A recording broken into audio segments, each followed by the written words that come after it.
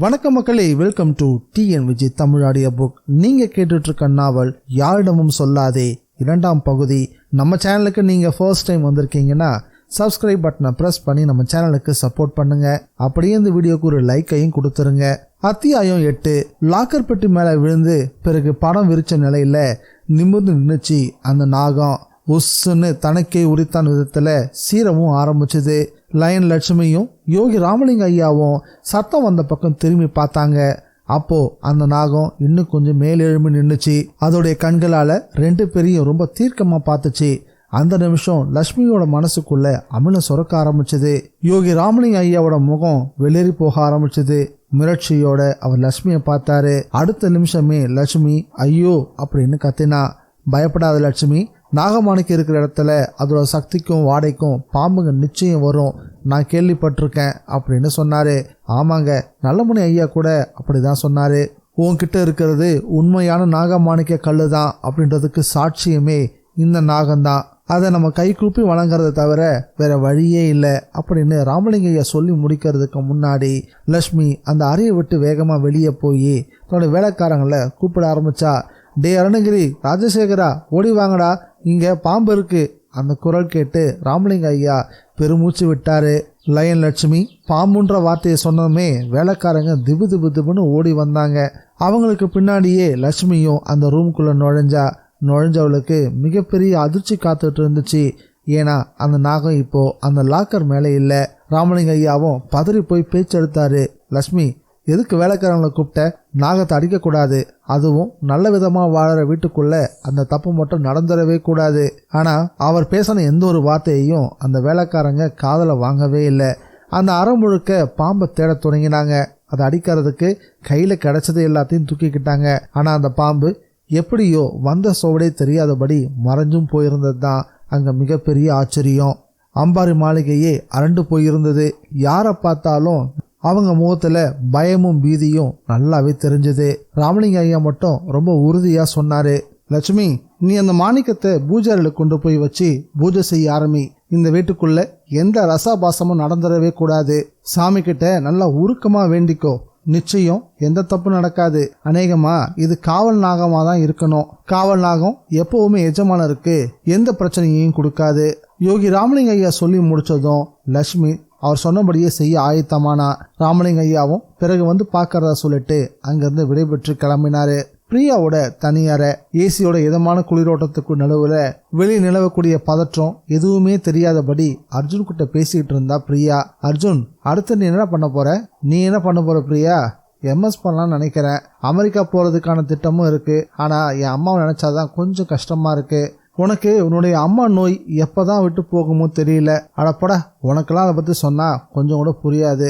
பாவம் தெரியுமா என் அம்மா? அப்ப எதுக்கு அமெரிக்கா போற? பேசாம அம்மா கூடயே இருந்துரு.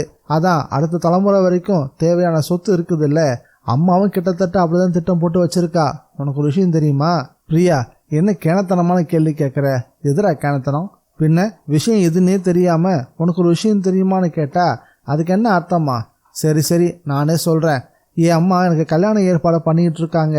மாப்பிள்ளையும் எங்க அந்தஸ்துக்கு ஏத்த பெரிய இடம்தான். பிரியா தன்னுடைய கல்யாண பேச்சை பத்தி பேசினதும் அர்ஜுனுக்கு அதை கேட்க பிடிக்காம சட்டுன்னு அந்த காலை கட் பண்ணிட்டான். காலை கட் பண்ணதும் அவன் ஏன் காலை கட் பண்ணான்னு பிரியாவுக்கு தெளிவா புரிஞ்சுது.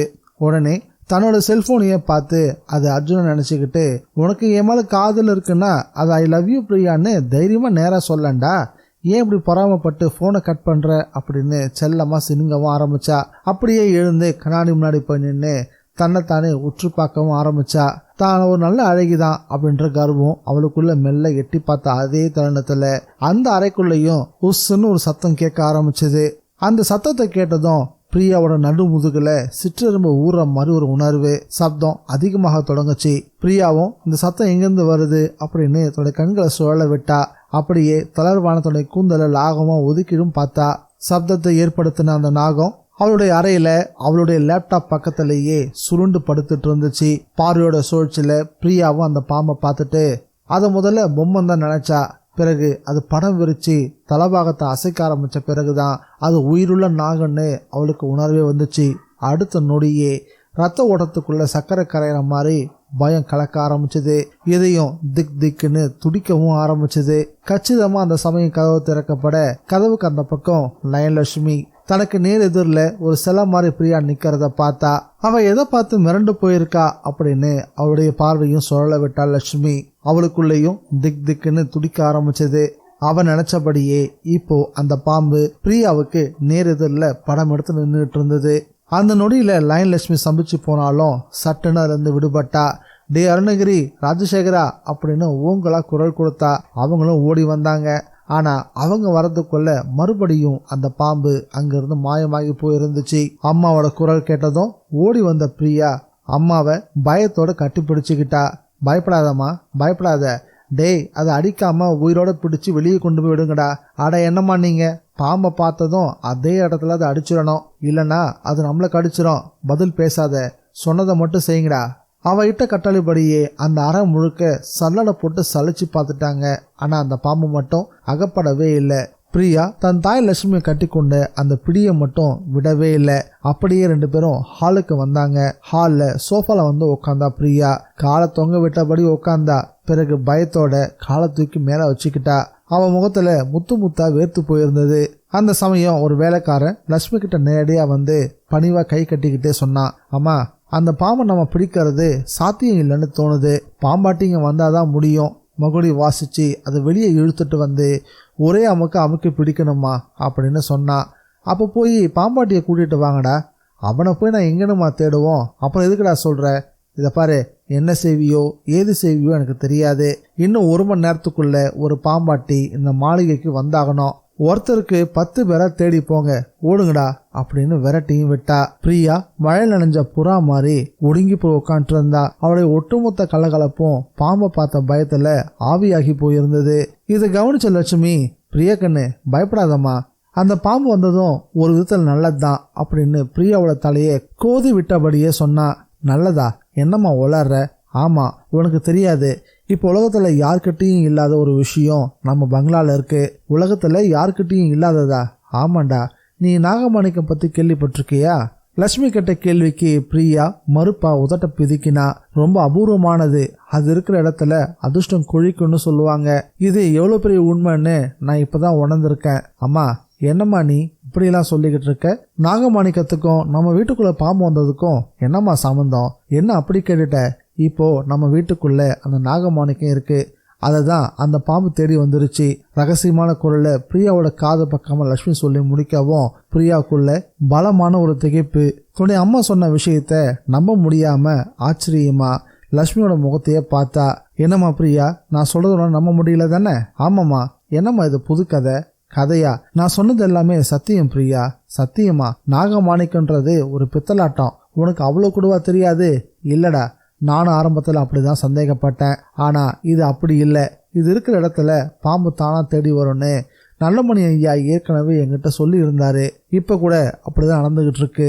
நல்லமணி ஐயானா நரிக்குடி ஜமீன் குடும்பம். அவருடைய பேரனுக்கு தான் உன்னை கட்டி கொடுக்க சொல்லி கேட்டிருக்காரு. அதுக்காக இந்த நாகமாணிக்க கல்ல அவர் கொடுத்த சீதனமா கூட வச்சுக்கலாம். ஓஹோ, அப்படி போகுதா விஷயம்? அதனாலதான் நீ கல்யாண பேச்சு எடுத்தியா? ரொம்ப கசப்போடு இந்த கேள்வியை கேட்டா. தன்னுடைய அம்மா தன்னை ஒரு வியாபார பொருளா பார்த்துட்டாளேன்னு அவரால் இதை ஏத்துக்கவே முடியல. பிரியா, நீ அனாவசியமா டென்ஷன்லாம் ஆக தேவையில்ல. நமக்கு இனி நல்ல காலம்தான், அதை நான் புரிஞ்சுக்கிட்டேன். இந்த பாம்பு வீட்டுக்குள்ள நுழைஞ்சதுல எனக்கு எந்த வருத்தமும் இல்லை. ஏன்னா இது என் சந்தேகத்தை போக்கின பாம்பு. என்கிட்ட இருக்கிறது வேற யார்கிட்டயுமே இல்லைன்றதுக்கான அத்தாட்சி.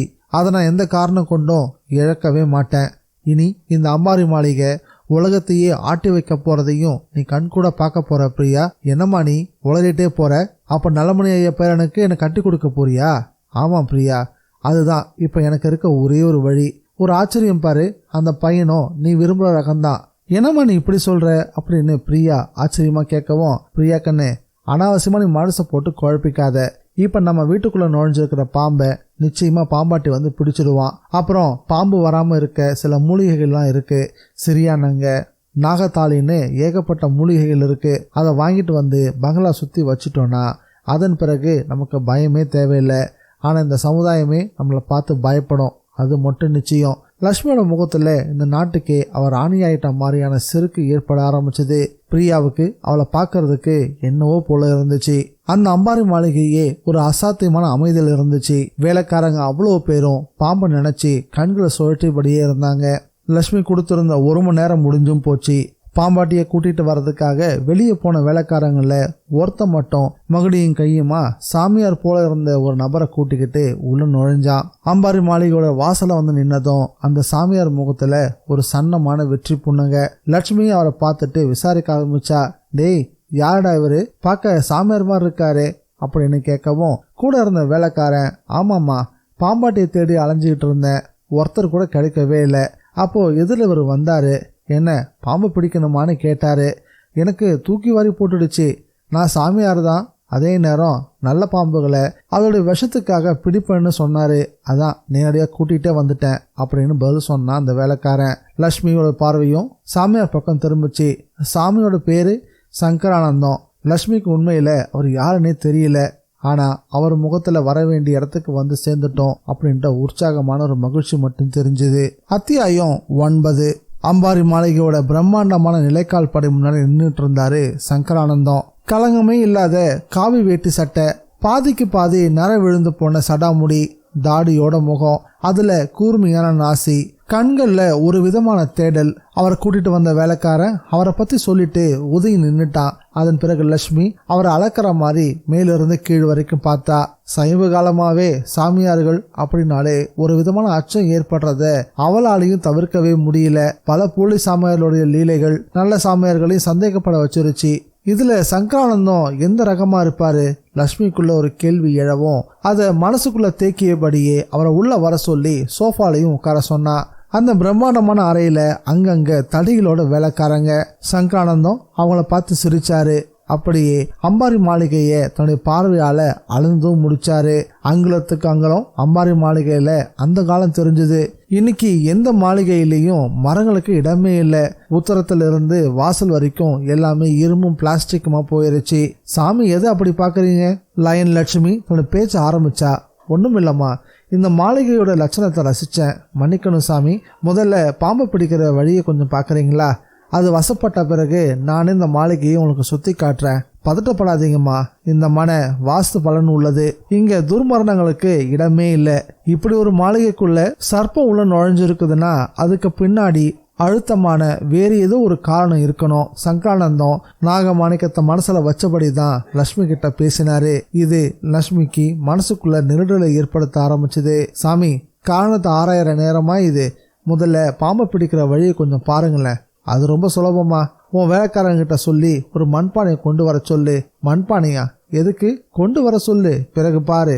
அடுத்த நொடியே வேலைக்காரங்கள ஒருத்தன் ஓடினா. அதன் பிறகு சங்கரானந்தர்கிட்ட இருந்து ஒரு சிரிப்பு, அதுவும் வடமேற்கு மூளையை பார்த்து. என்ன சாமி சிரிக்கிறீங்க? இல்ல, வடமேற்கு மூளையான வாயு மூலையில மேல மூடி இருக்கு, அது வழியா காத்து நுழைய வழியே இல்லை.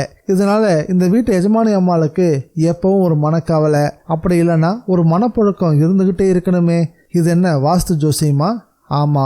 அதே நேரம் வடகிழக்கு பாகமான ஈசானியம் ரொம்ப பாதிக்கப்பட்டிருக்கு. அதாவது வடக்கு கிழக்குலையும் திறப்பே இல்லை. அங்க ஒரு மேடை போல கட்டிருக்கீங்க, அதுக்கு மேல ஒரு சோஃபா செட்டும் போட்டிருக்கீங்க. அதனால என்ன? இந்த வாஸ்து குறைபாட்டால உங்களோட எதிர்காலமோ உங்க வாரிசுகளோட எதிர்காலமோ ஒரு சிக்கலான நிலைமைக்கு போக போகுதுன்னு அர்த்தம். நீங்க பாம்பு பிடிக்கிறவரா இல்ல இஷ்டத்துக்கு உளறவரா? லட்சுமி கிட்ட கோபம் வெளிப்பட ஆரம்பிச்சது. அம்மாடி, நான் பாம்பு பிடிக்கிற பிடாரம் கிடையாது, சன்னியாசி. ஜாதகம், ஜோசியம், வாஸ்துங்கிற எல்லாமே ஒரு விதத்துல ஒன்னோட ஒன்று தொடர்புடைய விஷயங்கள் தான். அதுல எனக்கு விசேஷ ஒரு ஞானம் உண்டு. அதனால தான் இந்த பங்களாவை பார்த்துட்டு அதுக்குண்டான பலன்களை என்னால் சொல்ல முடிஞ்சிருக்கு. அவர் பேசி முடிக்கவும் பானை வர சரியா இருந்துச்சு. அந்த பானையை வாங்கி ஹாலோட மையத்தில் வச்சாரு. லட்சுமி அவரோட செய்கையை வினோதமா பார்த்துக்கிட்டு இருந்தா. வேலைக்காரங்களும் ஒரு விதமான பரபரப்போட அவர் அடுத்து என்ன பண்ண போறாரு அப்படின்னு ஆவலா பார்த்துக்கிட்டு இருந்தாங்க. சங்கரானந்தம் ஹாலுக்கு மத்தியில சம்மணமிட்டு உட்கார்ந்தவரு முணுமுணுன்னு ஏதோ ஒரு மந்திரம் சொல்ல ஆரம்பிச்சாரு. உடனே லட்சுமி அவர் அழைச்சிட்டு வந்த வேலைக்காரனை குழப்பத்தோடையும் கொஞ்சம் கோபத்தோடையும் பார்த்தா. வந்தவர் மகுடி எடுத்துக்கிட்டு வாசிச்சபடியே பங்களா முழுக்க சுத்தி வந்து பாம்பு தன்னை வெளிப்படுத்தும் போது அதை பிடிச்சு சாக்குப்பைக்குள்ள போட்டுக்குவாரு அப்படின்னு நினைச்சுக்கிட்டு இருந்தா. ஆனா இங்க பானை வச்சு அதுக்கு முன்னாடி உட்காந்து மந்திரங்களை சொல்ல ஆரம்பிச்சதும் அவளுக்குள்ள குழப்பம் உருவாக ஆரம்பிச்சது. நேரமும் சொட்டு சொட்டா கரைய ஆரம்பிச்சது. மொட்டை மாடி பக்கம் போயிருந்த பிரியா சங்கரானந்த சாமியார் வந்திருக்கிறத தெரிஞ்சுக்கிட்டு ஆர்வமா ஓடி வந்தா. அவளுக்கும் அவளுடைய முணுமுணுக்கும் கோலமும் ஆச்சரியமா இருந்துச்சு.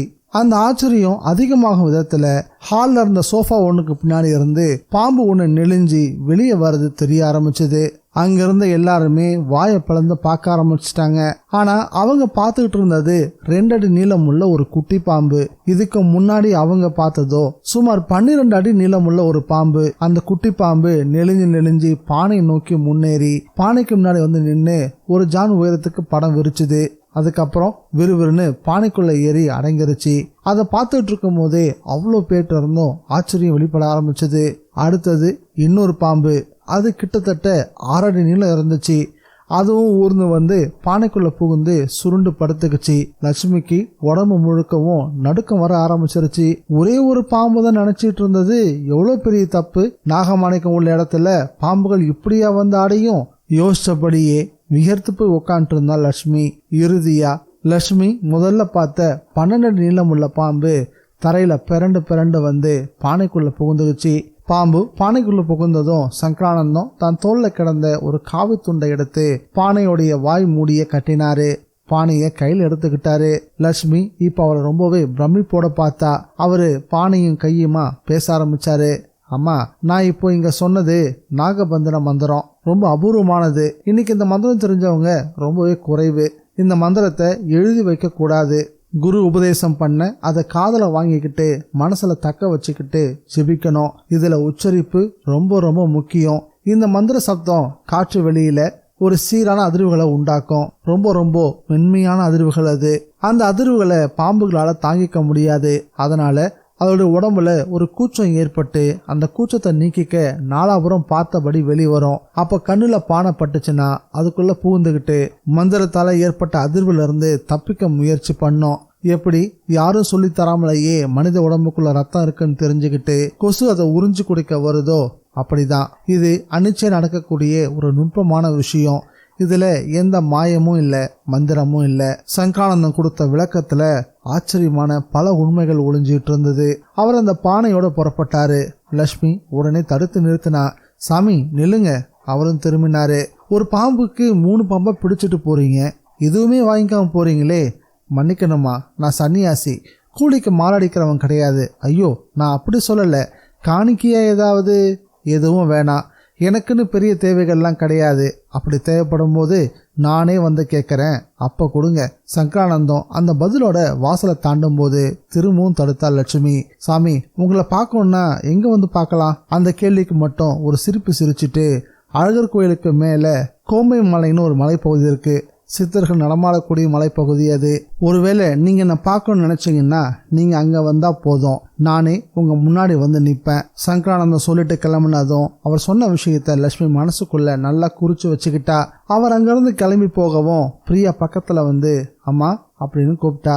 சொல்லுமா பிரியா, இங்க என்னமா நடக்குது? நம்ம சுத்தி என்னதான் நடக்குது அப்படின்னு ஆச்சரியத்தோடையும் பயத்தோடையும் கேட்கவும், எல்லாம் நல்லதா தான் நடந்துட்டு இருக்கு பிரியா, நீ கவலைப்படாத.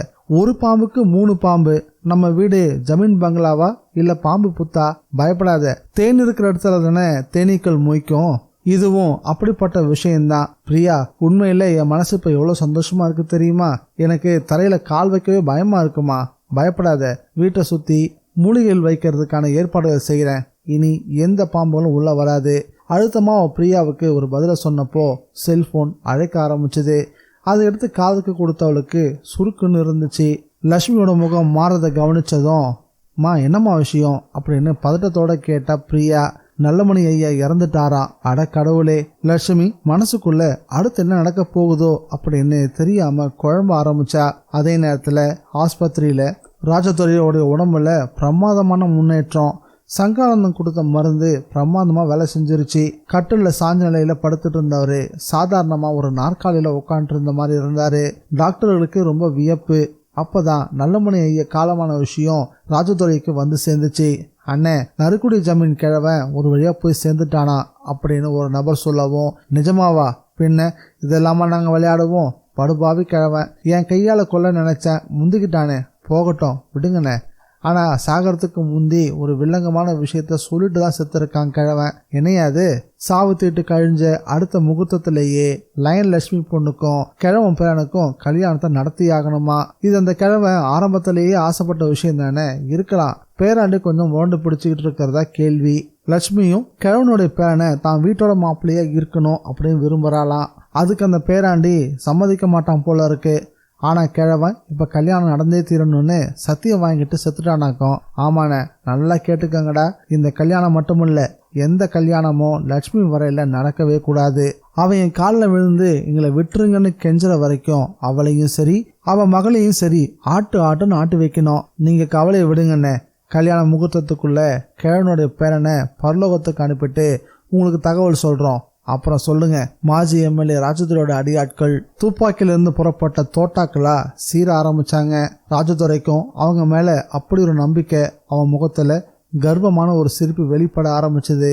அதே சமயம் ஒரு பெரிய மலர் வளையத்தோட லட்சுமி நல்லமணி ஐயா உடம்ப பார்க்கறதுக்காக நரிக்குடி ஜமீனுக்கே போயிருந்தா. நல்லமணி ஐயாவோட உடம்ப பார்த்துட்டு லேசா கண் கலங்கினா. அவளை அங்கிருந்து ஒரு பெரிய தனி அறைக்குள்ள நல்லமணி ஐயாவோட உறவினர்கள்லாம் அழைச்சிட்டு போனாங்க.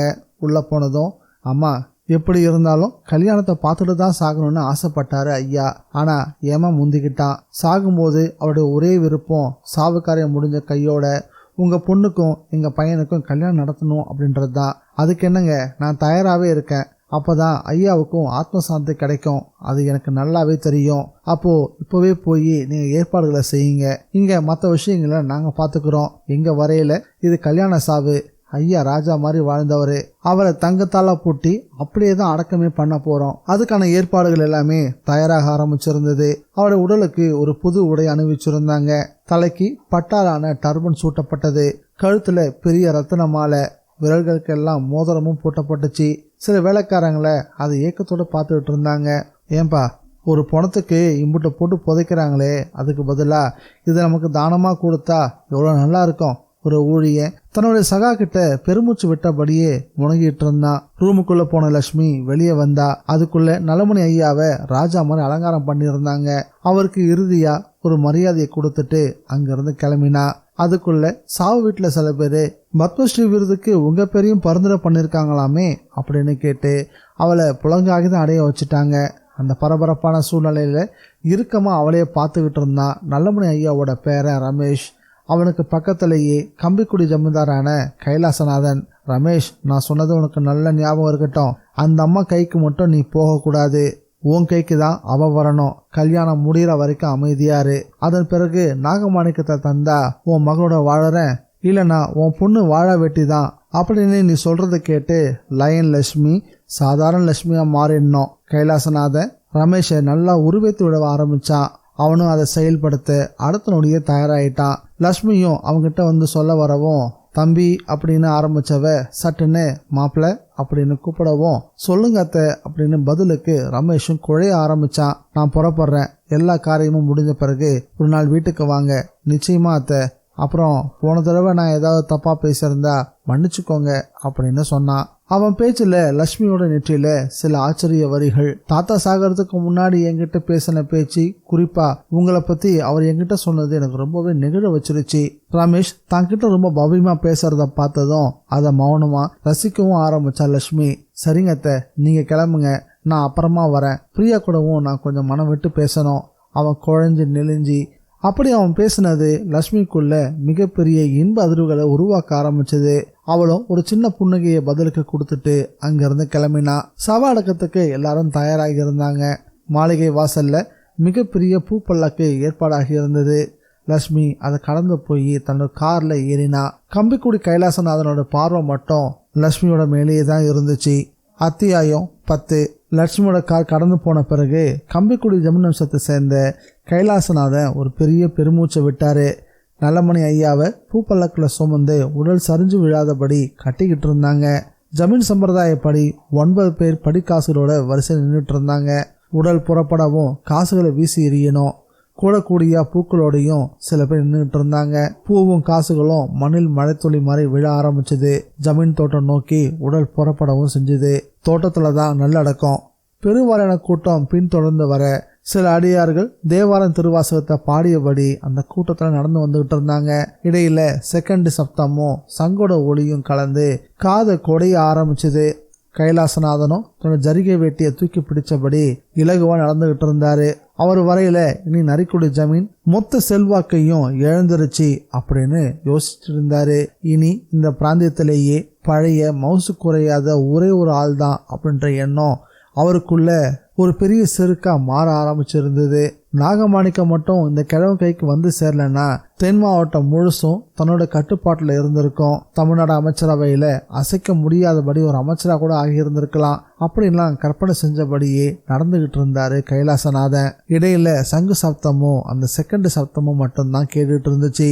அம்பாரி மாளிகைக்குள்ள நுழைஞ்சது லயன் லட்சுமியோட காரை விட்டு இறங்கின லட்சுமி தோட்டத்து பக்கமா இருந்த பைப்பை நோக்கி நடந்து காலை கழுவிக்கிட்டா. பிறகு விலை மதிப்பு மிக்க மும்பையில வாங்கியிருந்த செருப்பையும் அங்க ஒரு ஓரமா விட்டுட்டு வீட்டுக்குள்ள நுழைஞ்சா. மாடி அறையில பிரியா இருக்கிறத டிவி ஓர சத்தத்தை வச்சு தெரிஞ்சுக்கிட்டா. நேரா தன்னுடைய அறைக்கு போகவும் ஆரம்பிச்சா.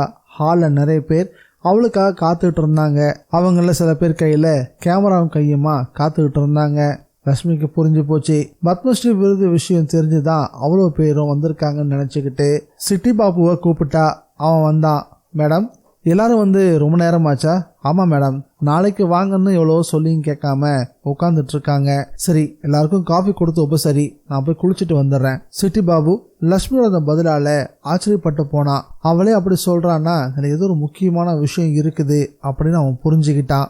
அதே போல வேக வேகமா குளிச்சுட்டு நெற்றியில கொஞ்சம் விபூதி இட்டுக்கிட்டு பரபரப்போட வந்து சேர்ந்தா. அவ வரத பார்த்ததும் ஹாலில் இருந்த எல்லாருமே எழுந்து கையெடுத்து கும்பிட்டாங்க. ஒரு பெண் நிருபர் மட்டும் முதலாவதாக வாழ்த்துக்கள் மேடம் அப்படின்னு பேச்ச ஆரம்பிச்சா. ரொம்ப நன்றி மேடம், நீங்க இந்த விருது கிடைக்கும்னு எதிர்பார்த்தீங்களா? இல்ல, எப்பவும் நான் பட்டம் பதவின்னு எதையும் எதிர்பார்த்து செயல்படுறவளே கிடையாது. ரொம்பவும் பெருமிதத்தோட இந்த வார்த்தைகளை சொன்னா. உங்களை ஒரு டைனமிக் பெண்ணா உணர்ந்துதான் இந்த விருதை மத்திய அரசு தந்திருக்கு. இதை பத்தி நீங்க என்ன சொல்ல விரும்புறீங்க? இது என்னை ரொம்பவே ஊக்கப்படுத்தி இருக்கு. இப்போதைக்கு ஒரு உயர்நிலை பள்ளி, ஒரு மெட்ரிகுலேஷன் பள்ளி, ஒரு பாலிடெக்னிக், ஒரு கலைக்கல்லூரி இருக்கக்கூடிய என்னோட கல்வி நிறுவனத்தை நான் வேகமாக ரெட்டிப்பாக்கி அதில் எல்லாருக்கும் இலவசமாக கல்வி கொடுத்து பெரிய அளவில் கல்வி சேவை செய்ய திட்டம் போட்டு வச்சுருக்கேன். ஒரு மாத சங்க கூட்டத்தில் அபலை பெண்களுக்கான பாதுகாப்பு மறுவாழ்வு இல்லம் ஒன்று அமைக்க போகிறத சொல்லியிருந்தீங்களே, அதை பற்றி ஒரு நிருபர் அவளே மறந்து போன விஷயத்தை ஞாபகப்படுத்தி கேள்வி கேட்கவும் அவளுக்கு என்னவோ போலாயிருச்சு.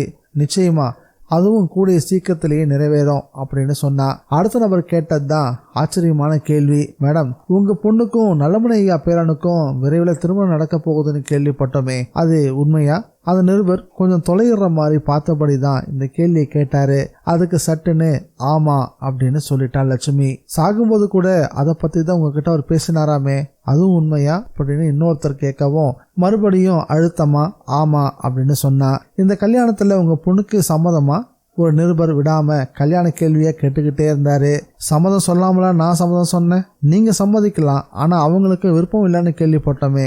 போதும் சார், இப்படி ஆதாரமே இல்லாத கேள்விகளை என்கிட்ட கேட்க வேண்டாம். கல்யாணம் நடக்கும் போது உங்களுக்கு நிச்சயம் அழைப்பு வரும், அப்போ பார்த்து நீங்கள் தெரிஞ்சுக்கலாம். உடனே அந்த நிருபர், மேடம், நான் கேட்கறது ஒன்றும் ஆதாரமே இல்லாமலாம் கேட்கல. எங்கள் பத்திரிகை ஆஃபீஸ்க்கு ஒரு ஃபோன் வந்துச்சு.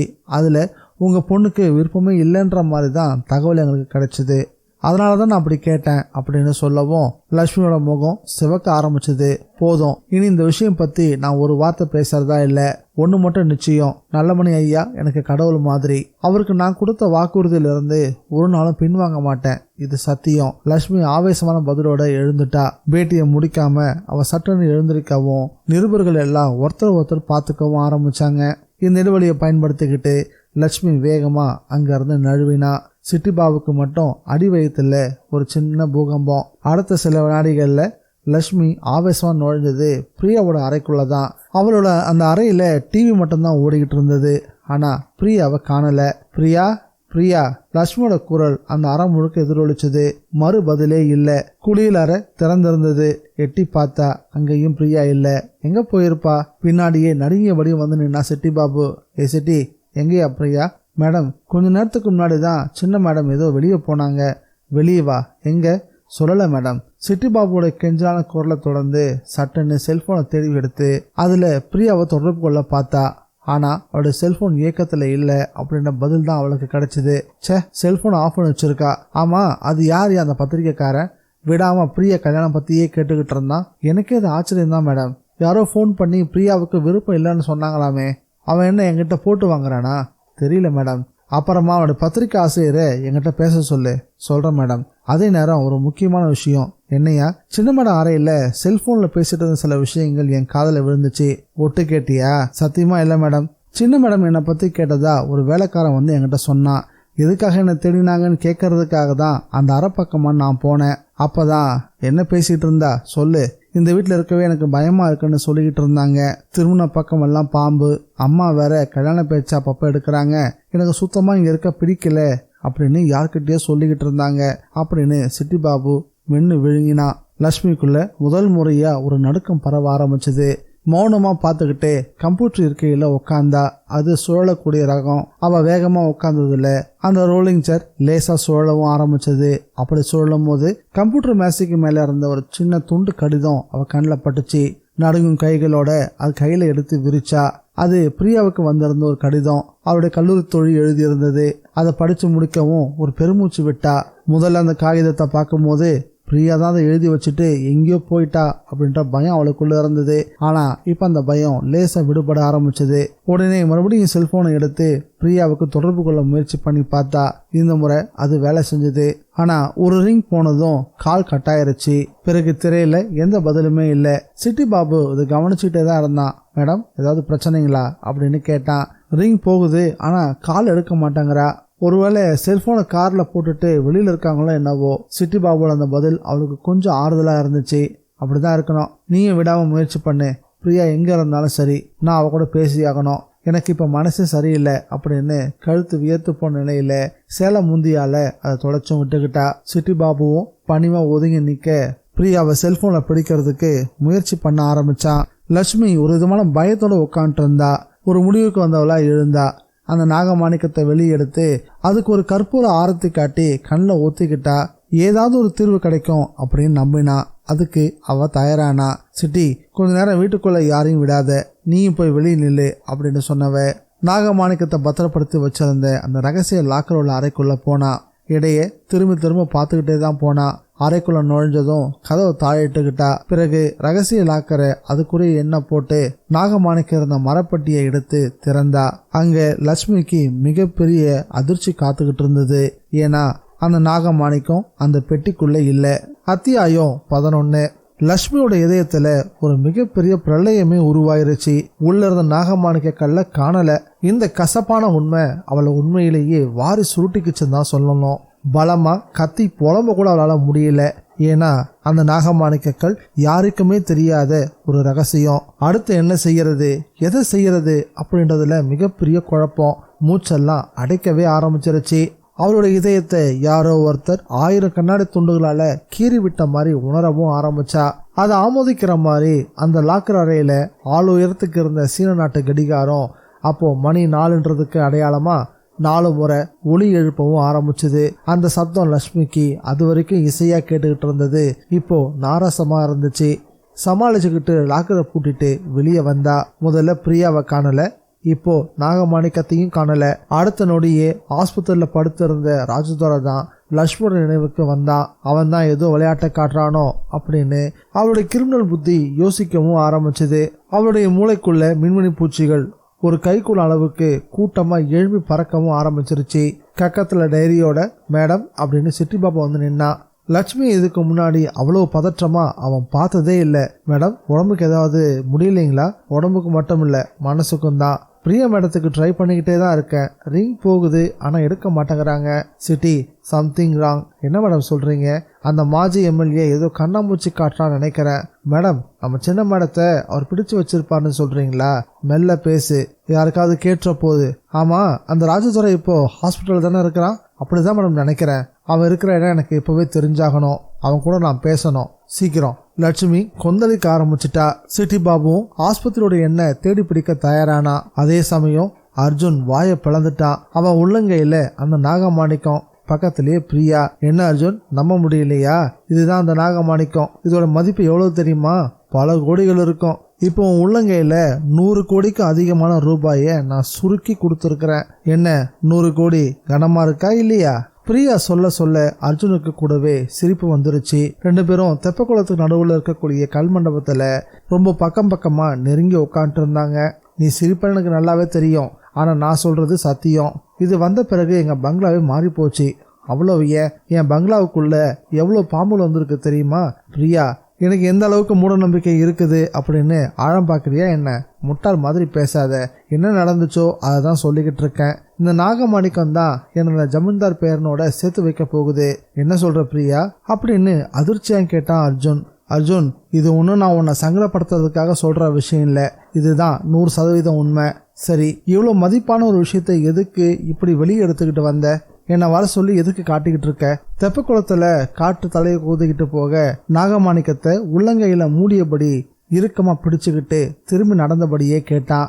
2 எருதுகள் ஒன்னோட ஒன்று மோதிக்கிற மாதிரி ரொம்ப தூரத்தில் 2 பேரோட கார்களும் முட்டிக்கிட்டு நின்றுட்டு இருந்துச்சு. இப்போதான் அர்ஜுன், நீ சரியான கேள்வியை கேட்டிருக்க. பாராட்டெல்லாம் இருக்கட்டும் பிரியா, முதல்ல நான் கேட்ட கேள்விக்கு பதில சொல்லு. அர்ஜுன், இந்த நாகமாணிக்க கல்லை நான் நவரத்னங்கள்ல ஒன்றா தான் நினைக்கிறேன்.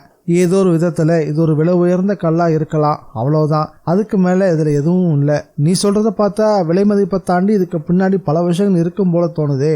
ஆமாம் அர்ஜுன், இது ஒரு தூண்டில். இதை வச்சு என்னை பிடிக்கிறதுக்காக நரிக்குடி ஜமீன் திட்டம் போடுறான்னு நினைக்கிறேன். பிரியா, நாம் இப்போ எந்த வருஷத்தில் இருக்கிறோம்? இந்த காலத்தில் போய் ஜமீன்தார் அது இதுன்னு பேசிட்டு இருக்க. இப்போ ஜமீன்தார் பட்டம் நடைமுறையிலேயே இல்லாமல் இருக்கலாம், ஆனால் அவங்க செல்வாக்கு, அவங்களோட அதிகார பலம் இதெல்லாமே வேறு வடிவத்தில் தொடர்ந்துக்கிட்டே தான் இருக்கு. சரி, இப்போ நீ என்னதான் சொல்ல வர? இந்த நாகமாணிக்கத்துக்கு விசேஷமான சக்தி இருக்கிறது உண்மையா பொய்யாங்கிற ஒரு பரிசோதனை முயற்சியில் இப்போ நான் இறங்கியிருக்கேன். இதை நான் எடுத்துக்கிட்டு வந்தது என் அம்மாவுக்கு நேரம் தெரிஞ்சிருக்கும். அவங்க கிட்டத்தட்ட அணுகுண்டு வெடிச்ச இடமான பொக்ரான் மாதிரி நொறுங்கி போயிருப்பாங்க. ஓ, அப்படி ஒரு கோணம் இருக்கிறத நான் மறந்தே போனேன் பாரு. வா, முதல்ல எடுத்துட்டு கிளம்புவோம். நானும் வரேன். பாவம் உங்க அம்மா, அவங்கள டென்ஷனில் தவிக்க விடாத. அவங்க தான் கல்யாண பேச்சை எடுத்து என்ன டென்ஷன் ஆகிட்டு இருக்கிறாங்க. இந்த நாகமாணிக்கத்தை அம்மாவும் நம்ப ஆரம்பிச்சிட்டாங்க. இது வந்த நேரம் பத்மஸ்ரீ விருது கிடைச்சதா ரொம்ப ஆழமாக நம்பிக்கிட்டு இருக்காங்க. அமெரிக்காவில் நாங்கள் வாங்கியிருக்கிற ஒரு வீட்டில் பெட்ரோல் ஊற்றி இறக்கிறதா தெரிய வந்திருக்கு. இது எல்லாமே அவங்க கைக்கு வந்த நேரமா? எல்லாமே ரொம்ப தற்செயல் சம்பவங்களாக தான் எனக்கு படுது. அதே நேரம் வீட்டுக்குள்ளே பாம்பு வந்தது எப்படின்றது எனக்கு கொஞ்சம் குழப்பம்தான். சரி, என்னதான் பண்ண போற அர்ஜுன்? இந்த நேரத்தில் நீ எனக்கு ஒரு உதவி செய்யணும். என்ன உதவி செய்யணும் சொல்லு, செய்கிறேன். கொஞ்ச நாளைக்கு இந்த நாகமாணிக்கங்கள் உன்கிட்டயே இருக்கட்டும். உனக்கு என்ன மாதிரி நல்லதெல்லாம் நடக்குதுன்னு நானும் பார்க்குறேன். என்ன பிரியா, என்ன லேப்ல இருக்க எலி மாதிரி மாற்றிக்கிட்டு இருக்க அப்படின்னு சிரிக்க ஆரம்பிச்சிட்டான். சரி, நான் வச்சுக்கிறேன்னு வச்சுக்குவோம். உங்கள் அம்மா கேட்டா நீ என்ன சொல்லுவ? அம்மாவை நான் இப்போ பார்த்தா தானே. அப்படின்னா இந்த பக்கமா ஒரு ஹோட்டலில் ரூம் எடுத்து நான் தங்க போகிறேன். பேசாமல் அதுக்கு நீங்கள் வீட்லேயே தங்கலாமே. எங்கள் வீட்டில் எதுவும் சொல்ல மாட்டாங்க பிரியா. உங்கள் வீட்டில் எதுவும் சொல்ல மாட்டாங்கப்பா. ஆனால் என் அம்மாவை பற்றி உனக்கு தெரியாது. அவங்க இந்த நிமிஷம் என்னை தேட ஆரம்பிச்சிருப்பாங்க. என்னை கண்டுபிடிக்கிறதுக்கு பல வழிகளை பயன்படுத்துவாங்க. அவங்க லிஸ்ட்டில் நீ தான் முதல் டார்கெட்டாக இருப்ப. பிரியா, அப்போ நீ வீட்டை விட்டு வந்தது உன் அம்மாவுக்கு தெரியுமா? 2 பேரும் பேசியபடியே கார் கிட்ட வந்து சேர்ந்துருந்தாங்க. கார் முகப்புல செல்போனை வச்சிருந்தா. பிரியா செல்போன் எடுத்து அதோட திரையை பார்த்தா. அதுல சிட்டி பாபாவும் அம்மாவும் மாறி மாறி கூப்பிட்டதுக்கான பதிவுகள் தெரிஞ்சுது. பாத்தியா, 21 மிஸ்கால் வந்திருக்கு. எங்க அம்மா இப்போ குதிச்சுக்கிட்டு இருப்பாங்க. பாவம் பிரியா, உங்க அம்மா. அவங்களுக்கு உடனே ஃபோன் பண்ணி பேசு. இல்லை, இப்போ நான் எதுவும் பேசுறதா இல்லை. இந்த நாகமாணிக்கம் எந்த அளவுக்கு உண்மை போயின்னு பார்க்கறது தான் என்னுடைய திட்டமே. எதுக்கு பிரியா இந்த ஆராய்ச்சி எல்லாம்? இதனால யாருக்கு என்ன லாபம்? என்ன அர்ஜுன், இதுதான் என் கல்யாணத்துக்கு காரணம். +2 கூட படிக்காத ஒருத்தனை என் தலையில கட்ட பார்க்குறாங்க. உனக்கு அது ஓகேவா? பிரியா அர்ஜுனை இடுக்கியால கவி பிடிச்ச மாதிரி ஒரு கேள்வி கேட்டா. அவனும் பதில் சொல்ல முடியாம திணற ஆரம்பிச்சிட்டான். என்னடா முழிக்கிற? நான் ஜமீன்தார் பேரனை கல்யாணம் பண்ணிக்கிட்டோமா? தமிழ் சினிமாவில் வர மாதிரியே ஜரிகா பார்டர் போட்ட பைஜாமா, ஜிப்பா போட்டுக்கிட்டு, கட்டையா மீசையை வச்சுக்கிட்டு, ஒரு கட்ஷூவையும் போட்டுக்கிட்டு, சேரட்ல இருந்து இறங்கி திமிர நடந்து வர ஜமீன் வாரிசை பார்த்தா நான் மயங்கட்டுமா? உனக்கு அதனால பாதிப்பு இல்லையே. போதும் பிரியா, வார்த்தைகளால் எனக்கு கொள்ளாத. நான் உங்ககிட்ட ஒரு தடவை ஐ லவ் யூன்னு சொன்னப்போ நீ சிரித்து பேசினாலே ஐ லவ் யூ சொல்லிடுறதா? ஒரு ஆணும் பெண்ணும் நட்பாக பழகக்கூடாதா? இல்லை பழகதான் முடியாதான்னு எனக்கு கேட்டேன். அது இப்போவும் என் காதில் ஒழிச்சுக்கிட்டே இருக்கு தெரியுமா? போடா முட்டாள். காலேஜில் படிக்க வந்திருக்கிற இடத்துல முதல் வாரத்திலேயே ஐ லவ் யூன்னு சொன்னா என்னடா அர்த்தம்? அதுக்காக தான் அப்படி சொன்னேன். அப்போது நீ என்ன லவ் பண்ணுறியா? அட கடவுளே, நீ என்ன டியூப்லைட்டாடா? இவ்வளோ தாமதமாக நீ புரிஞ்சுக்கிற? சாரி பிரியா, நல்ல நட்போடு இருந்தோமேன்ற எண்ணத்தில் என் காதலை நான் மனசுக்குள்ளேயே அடக்கி வச்சுக்கிட்டேன். இருந்தாலும் அப்பப்போ நீ விட்டு பெருமூச்சை நானும் கவனிச்சிருக்கேன். இனியாவது ஒரு நல்ல ஹீரோவாக எனக்கு ஒத்துழைப்பு கொடு. சரிப்பா, நான் இப்போ என்ன பண்ணணும்? முதல்ல ஏதாவது ஒரு பாடாவதி லாட்ஜை தேர்ந்தெடு, அதில் ரூமை போடு. அப்புறம் இந்த நாகமாணிக்கத்தை பத்திரமா வச்சுக்க ஒரு யோசனை சொல்லு. பிரியா, எனக்கு ஒரு சந்தேகம். ஒரு நல்ல ஸ்டார் ஹோட்டலில் தங்காமல் எதுக்காக பாடாவதி லாட்ஜில் போய் ரூம் எடுக்க சொல்கிற? என்ன அர்ஜுன், நீ எந்த ஒரு பெரிய ஹோட்டலில் போய் நான் தங்கினாலும் எங்கள் அம்மாவுக்கு தகவல் உடனே போயிடும். அதை முதல்ல நீ தெரிஞ்சுக்கோ. நான் யார்? லயன் லட்சுமியோட பொண்ணு. ஏண்டா, நீ எதுவுமே முன்பின் யோசிக்கவே மாட்டியா அப்படின்னு கோவமாக சொல்லவும், ஓ நீ அப்படி வரியா, சரி சரி, எவ்வளோ நாளைக்கு தங்க போற? அது எனக்கு தெரியாது. ஒன்று மட்டும் நிச்சயம், நான் காணாமல் போன தெரிஞ்ச அடுத்த நிமிஷமே நரிக்குடி ஜமீன் பேரன் என்ன செய்ய போறான்றதான் முக்கியம். எனக்கு அவனை கட்டிக்கிறதுல இஷ்டம் இல்லைங்கிறத நானே ஒரு பத்திரிகைக்கு ஃபோன் பண்ணி வர சொல்லிட்டேன். அவனுக்கு இந்த செய்தி நேரம் போய் சேர்ந்துருக்கோம். கல்யாணத்தில் விருப்பமே இல்லாமல் தான் நான் வீட்டை விட்டு ஓடிட்டதா எல்லாரும் நினச்சிப்பாங்க. எங்கள் அம்மாவும் நினைக்கலாம், அவனும் நினைக்கலாம். அப்போ நான் அம்மா எப்படி நடந்துக்க போகிறாங்கன்னு நான் பார்க்க போகிறேன், அவன் எப்படி நடந்துக்க போகிறான்னு பார்க்க போகிறேன். இதெல்லாம் ரொம்பவே முக்கியம். எனக்கு என்னவோ நீ சுற்றி வளைச்சி மூக்கு தொடுற மாதிரி தெரியுது. இப்போ அப்படிதான் தெரியும், ஆனால் போக போக பாரு. பிரியா ஒரு தீர்மானத்தோட தான் பேசினா. அதே சமயம் ஆஸ்பத்திரியில் எழுந்து உட்காந்து ஒரு விதமான பயிற்சி செய்துக்கிட்டு இருந்தாரு ராஜதுரை. நல்ல வேலையா வலி எதுவுமே இல்லை. பக்கத்திலே இருந்து பார்த்துக்கிட்டு இருந்தாரு அந்த சாமியார். என்ன வலி இருக்கா? இல்லை சாமி, சுத்தமாக வலியே இல்லை. அப்போது எலும்புக்கு நடுவில் மஜ்ஜைலாம் நல்லாவே வளர்ந்துருக்குன்னு தான் அர்த்தம். இனி கவலைப்பட எதுவுமே இல்லை. ஆமா சாமி, எல்லாம் உங்களால தான். நான் இவ்வளோ சீக்கிரம் குணமாவேன்னு கனவுல கூட நினச்சி பார்க்கல.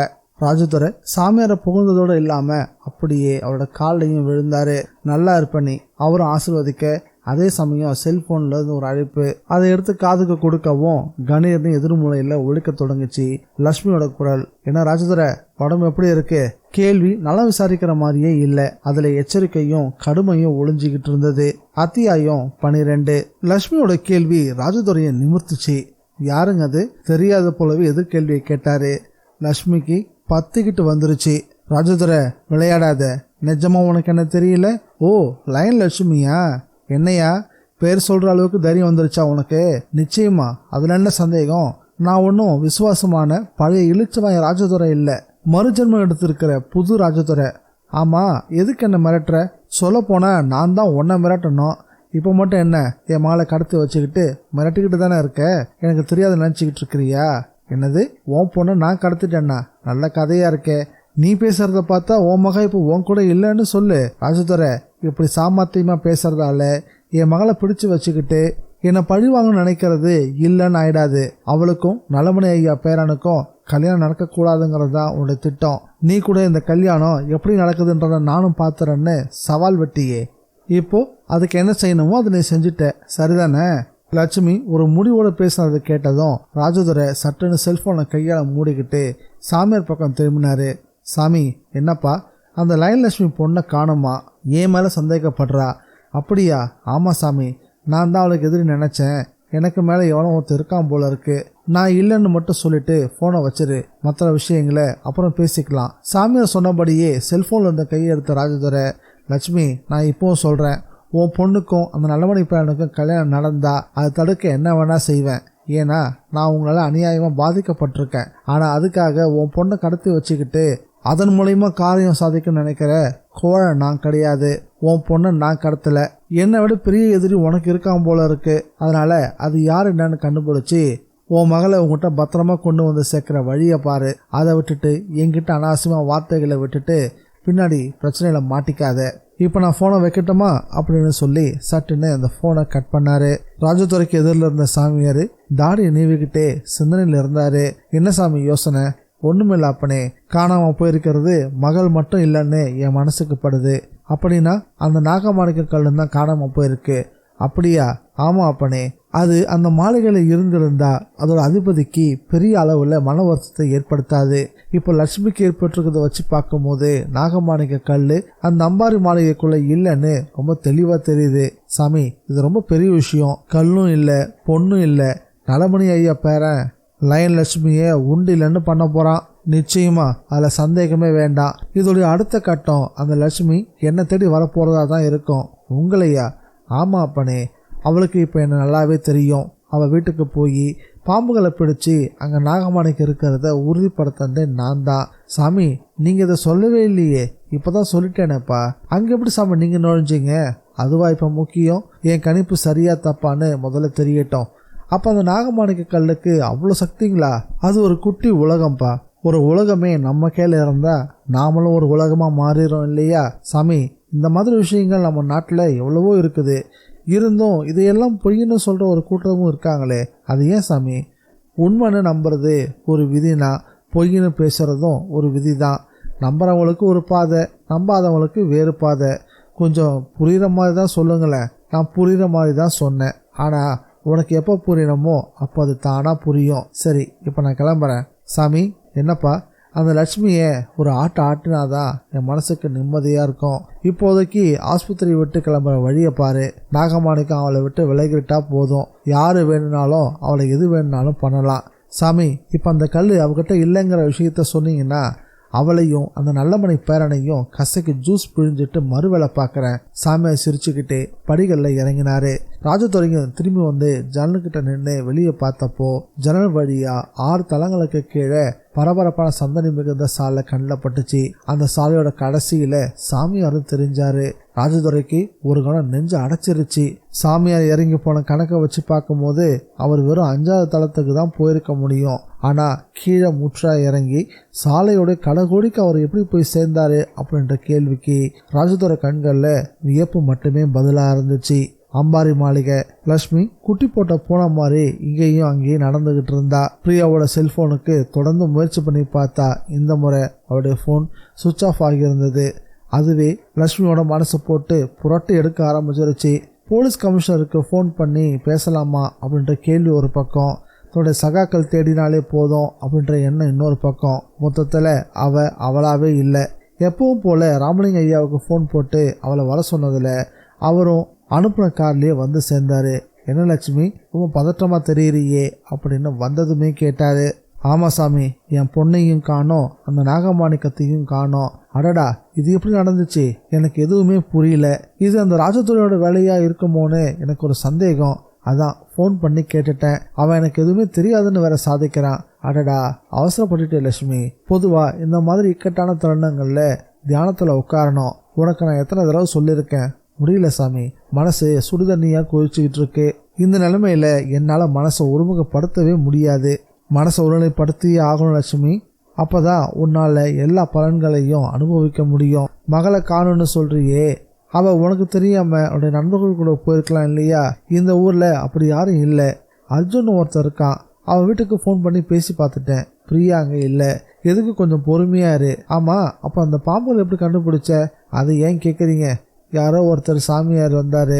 அழகர் கோயில் மலைக்கு மேலே கோம்பை மலை இருக்கான், அங்கிருந்து வந்தவருன்னு சொன்னாரு. என் வேலைக்காரன் அவரை கூட்டிட்டு வந்தான். வந்தவர் ஒரு பாம்புக்கு 4 பாம்பா பிடிச்சிட்டு போயிட்டாரு. மந்திரம் போட்டு எல்லாத்தையும் பிடிச்சிட்டு போயிட்டாருன்னா பாத்துக்கோங்களேன். ஓ, நாகபந்தனம் தெரிஞ்சவரோ? ஆமா சாமி, அவரும் அப்படிதான் சொன்னாரு. நாகபந்தனம் தெரிஞ்சிருக்குன்னா அவங்களுக்கு திருஷ்டாந்தம், அஷ்டாந்தம், வாஸ்துன்னு பல ரகசியங்களும் தெரிஞ்சிருக்குமே. ஆமா, அவர் கூட இந்த அம்பாரி மாளிகையை பார்த்துட்டு சில வாஸ்து கோளாறுகளை சொன்னாரு. அப்போ நீ அவரையே கூப்பிடு. பிரியா இப்ப எங்க இருக்கான்னு எப்படி தெரிஞ்சுக்கணுன்றதையும் அவரு திருஷ்டாந்தம் பார்த்து சொல்லிடுவாரு. திருஷ்டாந்தம்னா என்ன சாமி? அது ஒரு கலை லட்சுமி. நம்ம பெரியவங்க ஏராளமான விஷயங்களை விட்டுட்டு போயிருக்காங்க. உலகத்துல எங்கேயும் அப்படிலாம் பார்க்க முடியாது. என்னதான் சேட்டலைட், செல்போன், டிவி, விஞ்ஞானம் எல்லாம் வளர்ந்துருந்தாலும் அடுத்த நிமிஷம் யாருக்கு என்ன நடக்க போகுதுன்னு எப்பவுமே மர்மமாக தான் இருக்கும். அது என்ன உண்மைதான் சாமி, அதில் என்ன சந்தேகம் உங்களுக்கு? அந்த மர்மங்களை உடைச்சி உண்மையை கண்டுபிடிக்கிறதுல நம்ம முன்னோர்கள் படு பயங்கரமான திறமசாலிகள். திருஷ்டாந்தம் அப்படின்றது அதர்வன கலைகளில் ஒன்று. அந்தம்னா முடிவு, அஷ்டாந்தம்னா 8 விதமான முடிவு, திருஷ்டாந்தம்னா எண்சான் உடம்போட முடிவுன்னு அர்த்தம். ஒருத்தருடைய உடம்பு அவர் கையால் 8 சான் அளவுக்கு தான் இருக்கும். ஒருத்தர் உயரம் எவ்வளவு தெரிஞ்சுக்க நிற்க வச்சு அளக்கணுன்ற அவசியமே இல்லை. அவங்க கையால் ஒரு ஜான்றது எவ்வளோ நீளம் இருக்குதுன்னு பார்த்து அதை 8ஆல் பெருக்கினாலே போதும். அவங்களோட உயரம் சுலபமாக கிடைச்சிடும். அந்த உயரம்தான் முழு உருவம். அந்த உருவம் தான் பார்க்கும் போது தெரியுது. அப்படி பார்க்குற நேரத்தை வச்சு அவனுடைய மனநிலை எப்படி இருக்கும், உடல்நிலை எப்படி இருக்கும் அப்படின்ற எல்லாத்தையும் சொல்ல முடியும். சாமி, இப்படிப்பட்ட விஷயங்கள் எவ்வளவு இருக்கு அப்படின்னு ஆச்சரியமா கேட்டா லட்சுமி. அது கிடக்கும் ஒரு கடல் அளவுக்கு. நீ அவரை கூப்பிட்ற வழியை பாரு. எனக்கும் அவரை பார்க்க ஆசையா இருக்கு. இப்பவே சாமி. லட்சுமி அடுத்த நொடியே சிட்டி பாபுவை கூப்பிட்டு பேசினா. சிட்டி, நேற்று பாம்பு பிடிக்க வந்தாரு ஒரு சாமியாரு. ஆமா மேடம். அவர் கூட அழகர் மலைக்கு மேல கோமை மலை என்ற இடத்துல இருக்கிறதா சொன்னானல்ல. ஆமா மேடம். இப்போ அவரை நான் போய் கூட்டிட்டு வரணுமா? ஆமா. ஓடி போய் முதல்ல கூட்டிட்டு வர வழியை பாரு. சிட்டி பாபு விரட்டி விட்டுட்டு திரும்பினவ சோர்ந்து போய் சோஃபால உட்காந்தா. முதல் முறையா அவளுடைய கண்கள்ல கண்ணீர் திரட்சி தெரிய ஆரம்பிச்சது. உன்னமான தைரியசாலிகள்லாம் அழவே கூடாது. யோகி ராமலிங்க ஐயா சொன்னதும் லட்சுமிக்கு கொஞ்சம் ஆறுதலா இருந்துச்சு. அது ஒரு சுமாரான லாட்ஜ் தான். வரவேற்புல மேலும் கீழ்மா பார்த்துட்டு தான் அறையே கொடுத்தாங்க. ஆனாலும் ஏதோ ஒன்று பிரியாவை கேள்வி கேட்க விடாம தடுத்துச்சு. அவங்க வரையில பிரியா ஒரு வருமான வரி அதிகாரி போல உணரப்பட்டா. மேடம் ஒரு ஆபீசர் நினைக்கிறேன். திடீர் சோதனைக்கு வந்திருக்காங்களோ? பெரிய ஹோட்டல் தாங்கன்னா பார்ட்டிகளுக்கு தகவல் போயிடும்ல. அவங்க அப்படி நினைக்க உண்மையில நாகமாணிக்கல் தான் காரணம் அப்படின்றது புரியாத ஒரு புதிர். பிரியா தங்கியிருந்த அறை அவளை மூக்க பிடிக்க வச்சுது. இருந்தும் அதை சகிச்சுக்கிட்டா. அர்ஜுன், இப்பவே நம்ம ஒரு பாம்பு புத்து இருக்கிற இடத்துக்கு போறோம் அப்படின்னு சொன்னா. எதுக்கு பிரியா? நாகமாணிக்க கல்லோட போவோம். இதோட சக்திக்கு பாம்புங்க இருந்தா தேடி வரும். ஓ, அப்படி ஒரு டெஸ்ட் நீ பண்ண வேண்டியது இருக்குதா? ஆமா, என் வீட்டுக்குள்ள பாம்புங்க எதனால வந்துச்சுன்னு தெரிஞ்சிடும்ல. அது சரி, வெளியில போயிட்டு வரும்போது உன் ஆட்கள் யாராவது பார்த்துட்டா தலைக்கு தொப்பி, கண்ணுக்கு கண்ணாடி, இது போக கழுத்து வரைக்கும் துப்பட்டாவில முடிக்க போறேன். நான் இப்படி வெளியே வந்தேன்னா என்னை யாரும் கண்டுபிடிக்கவே முடியாது. மீறி பார்த்தாலும் பாதகம் இல்ல, நீ கிளம்பு. அவன் அவளை பிடிச்சு இழுத்துக்கிட்டு புறப்பட்டா. அவளோட ஜீன்ஸ் பேண்ட் பாக்கெட்ல பத்திரமா இருந்துச்சு அந்த நாகமாணிக்கம். பைக்ல தான் அவளை அழைச்சிக்கிட்டு போனா அர்ஜுன். அர்ஜுன் போகிற வழியில ஒரு மரத்துக்கு கீழே 8 அடி உயரத்துக்கு பாம்பு புத்து ஒன்று தெரிஞ்சுது. அதை பார்க்கவும் வண்டியை ஓரம் கட்டி நிறுத்திட்டு 2 பேரும் வண்டியில இருந்து இறங்கினாங்க. புத்துக்கு பக்கத்திலே போய் உட்காந்துக்கிட்டாங்க. நேரம் உருள ஆரம்பிச்சது. பிரியா, இங்கே பாம்பு வரலன்னா இந்த நாகமாணிக்கம் போலின்னு நினைப்பியா? அப்படி இல்லை, இதுக்கு தனியாக எந்த சக்தியும் இல்லைன்னு சொல்லுவேன். இதுக்கு பாம்பு வந்துட்டா? அவன் கேட்ட அடுத்த நொடியே ஒரு துவாரத்துல இருந்து ஒரு பாம்பு ஒன்று தலையை உயர்த்துச்சு. இந்த நாவல் உங்களுக்கு பிடிச்சிருக்கா இல்லையான்றதை மறக்காம கமெண்ட்ல பதிவு பண்ணுங்க. நம்ம சேனலுக்கு நீங்க ஃபர்ஸ்ட் டைம் வந்திருக்கீங்கன்னா சப்ஸ்கிரைப் பட்டனை பிரஸ் பண்ணி நம்ம சேனலுக்கு சப்போர்ட் பண்ணுங்க. மீண்டும் இந்த நாவலுடைய அடுத்த பகுதியில் சந்திக்கலாம். Bye guys.